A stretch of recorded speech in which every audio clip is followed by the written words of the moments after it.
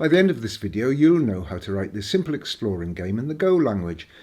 If you are completely new to Go, you'll have learnt enough to get started with some real programs. If you already know some Go, well, you'll have a head start on writing an adventure game. I'm Hugh, and this is a quick start guide to Go programming. To follow along, you'll need to have Go installed and an editor such as Visual Studio Code. I have another video explaining how to get that all set up and running, so if you haven't done it yet, follow that video first, then come back here. This lesson assumes you've done at least some programming before, so I won't be explaining the complete basics such as what are variables, functions and data types. I have lots of other videos for complete beginners, so check my channel playlists if that's what you need.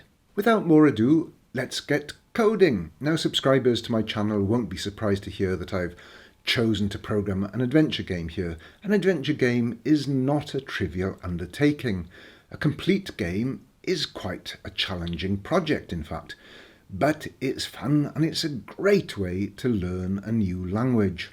First, start a new project. Do that by creating a new folder on disk, and then in Visual Studio Code you can either open a folder or what I'm going to do, I've already created a folder in File Explorer and I'm going to add it to the workspace, add folder to workspace here. So it's in Go Test, this is the folder I created, add it, and yes, I'm going to trust it, and there we go.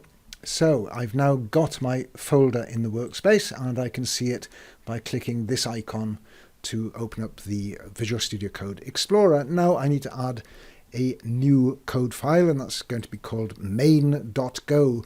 Now this is the only time I'm going to show myself writing code in this video for the simple reason it slows everything down. However, let's do this now. So go, new file, main.go,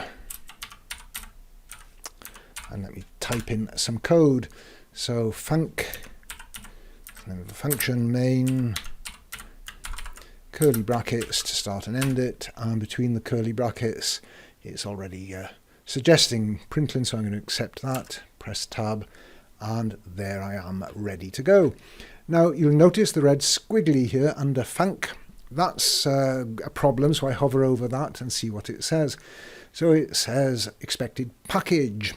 Now these squigglies are useful if I want to correct syntax errors as I go along, or simple coding errors, and I can choose, go into this comment here and I can choose fix. If I now try to compile this, let's see if I have it. No, I've still got a problem. I've got a build error and it says there's no Go mod file there.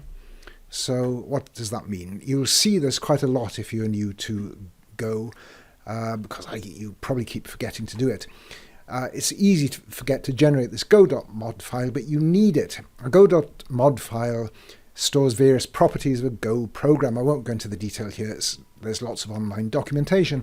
To create this file, I open a command prompt in the project directory, or in Visual Studio Code. I can do that in the terminal window. That's down here. And then I enter this command, go space mod space init. And then I have to follow this by the name of the project, or optionally a path, which might be a web address or a GitHub address if you plan to publish this online. For now I'm going to keep this simple, so I'm just going to enter the name Go Test, enter, and there it's generated it. So let's test it out. As long as I'm in the correct directory, which is Go Test, where I created my project, I can either run this command in a normal system prompt or in the terminal, which is what I'm going to do here. Go space run space, then the name of my main file, main.go, and there you go, hello world. So that works. Bear in mind that you'll need to go through this simple setup, creating the go.mod file when you start your own projects. I'm not going to mention that in future, so you'll have to be careful to remember that. Now we are ready to start writing the adventure game. This is about the simplest game I could think of. It has got just one room and a main loop that prompts the user to enter a command and then displays the result. So here's the game running. You can see it's running in the terminal. Now if I go into the terminal and enter some commands, you will see that that command is not implemented. It only actually understands one command, which is Q for quit to end the game. Okay, but it's a start. Let's have a quick look at the code. So even though this isn't much fun to play, it is going to set the basis for more complex games. So here I have just one room and a way of interacting with the player. Now let's have a look at the main function. That's this function down here. So the main function in the main.go file is the one that will automatically run when the program starts. Functions in Go are declared using the keyword func and a pair of parentheses. That's these parentheses following the name of the main function. The code itself is enclosed between a pair of curly brackets, and the broad syntax of Go is very similar to other C-like languages such as C# and Java. Those semicolons at the end of a statement on a single line are optional. I could put it here, but it's not needed, and in fact it's normal to omit them. When I save files in Visual Studio Code, in fact, if I have semicolons at the end of lines, it automatically, by default, removes them. So let's have a look what's in the main function. It starts by declaring two variables. The declarations are done with the keyword var, then the variable name and the variable type. In Go, variable declarations like this are optional. I'll explain that shortly. Down here, I create a new reader. A reader is the thing that lets us read bytes. Here it lets us read in the string entered by the user from the console. That is standard input, shown here by this argument os.stdin. Then I have this for loop.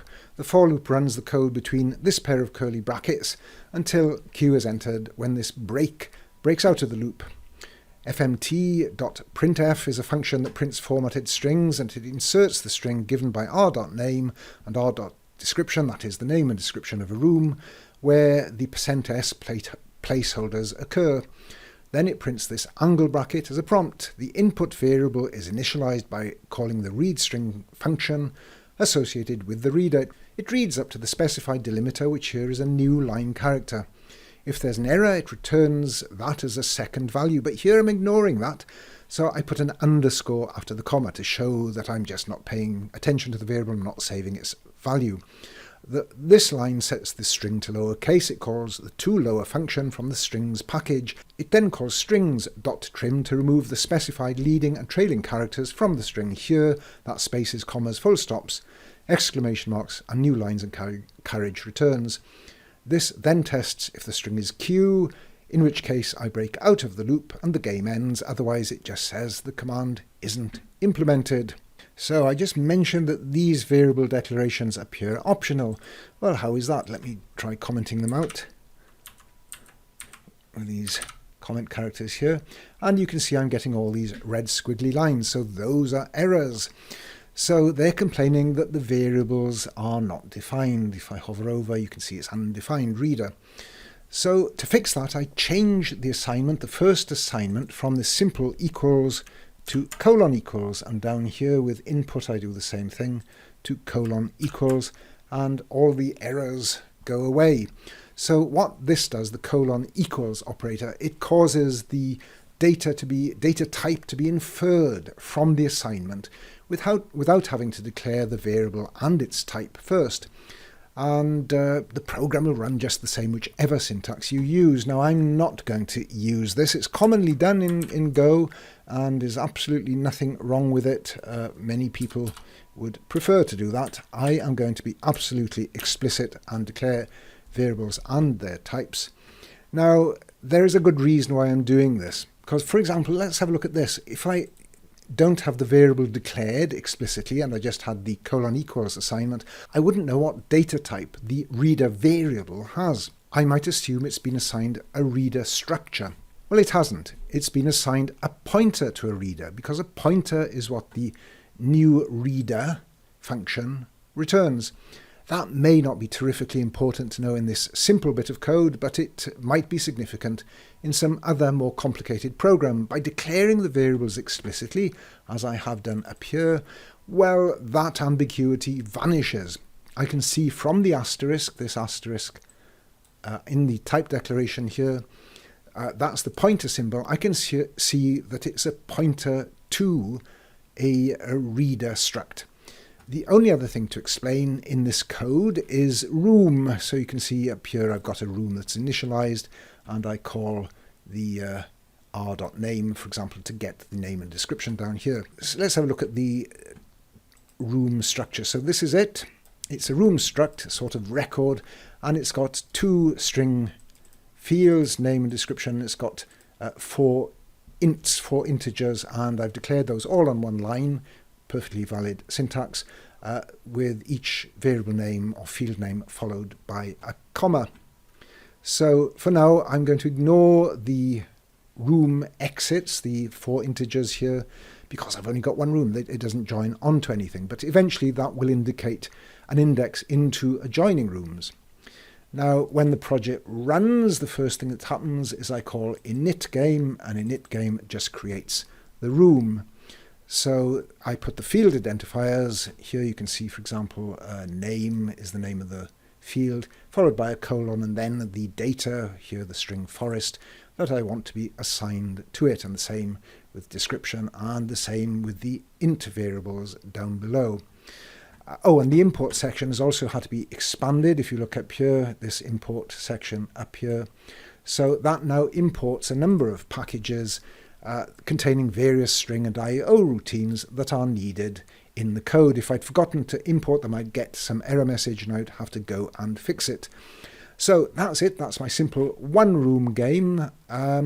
Obviously, the next thing I need to do is to create a multi-room game so that the adventurer can go from room to room. I'll whiz through that process pretty quickly. So this code now is my extended adventure game. It's got 4 rooms. You can see these in the initGame function. I've initialized 4 separate rooms. Each room is put into an array of room called GameMap, with an index in square brackets here. GameMap, as you can see, has been declared as an array of 4 elements of the room data type. Now, these integers, now that you can see at the, let me scroll along so you can see the initialization, the integers here, they all represent indexes into the GameMap array, with -1 meaning there's no exit, and if it's a number, it's an index, a room at that index in the array. Let me just expand this window so you can see that more easily. Now, the main function, let's go down here. Okay, so that main function, as I said earlier, is where everything starts. It's what runs automatically. The main function passes input to the run command function. You can see input is created up here, and then it's passed to run command. Let's have a look at run command. This contains a switch case block to try to match the string cmd, the command that's been passed as an argument to it. If the string is n, for example up here, then this case section is what executes. If s, then the next one. If w, the next, and so on. And if no match is made, then the default section down here is what executes, and unknown command is printed. Now, unlike in C, you don't need to add the break keyword after each case condition. When a match is made, the case block exits. Now, the player's position is saved as an integer. Let's have a look up here. You can see that I've got position saved as a variable called int. Now, the position initially is set to 0, so that tells us that the position of the player is in game map 0, and that's the room there, which is the troll room. Now, if on the first move, you can see down here, run command, if on the first move the command s is entered, well, this variable here, exit, will be set to the game map position, game map 0. Remember, we're in position 0 at the moment. And then the value of s at position 0. Let's have a look what that is. So position 0, s is 2. It will now assign the value 2 to the position. So the player will effectively be moved to room 2. That's the cave, and so on. So let's try it out. If I run this. So I'm initially in, let's expand this so I can see what's going on. So I'm initially in room 0, that's the troll room. Let me try to move out of it. West. There's no exit. That's because, as you can see, there is no exit in the west direction, it's -1. Let's try to go east. So east, I know I'm in the forest. East, let's have a look. East is 1, game map 1, yes, that's the forest, and so on. I can move around the map in exactly the same way. So if I go west again, I should be back in the troll room. South, let's have a look. South from the troll room should be 2, that is cave. Let's go there. Yes, I'm in the cave, so it's all working as expected. Quickly just scroll through all of this code from top to bottom. So if you wanted to try entering this on your own, you can pause the video and see what I've done. So you need the package main up here, then you need to import those various packages. There's my room struct up here, declaring the variables, game map, the array, position as an integer. Init game initializes the position and the rooms. Run command takes a string, the string entered by the user, runs this switch case section as discussed already, and then the main function is what starts it all off. So there you are, that's the entire code of my 4-room exploring adventure game. So we've gone now from a game with just 1 room to a game with 4 connected rooms with very little code. That already gives you a solid basis for writing a more complete adventure game. I'd recommend that you try to expand this code on your own. Or if you can't wait to go further and you need a bit more help, well, I have another video showing a slightly more complicated game written in Go. The link to that video is in the description under this one.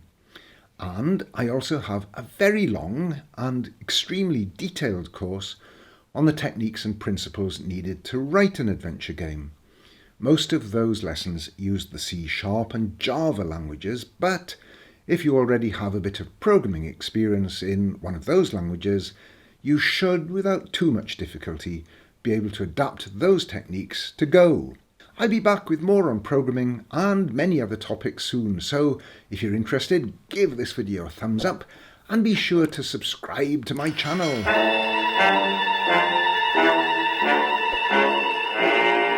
If you go down in the woods today, you're sure of a big surprise. If you go down in the woods today,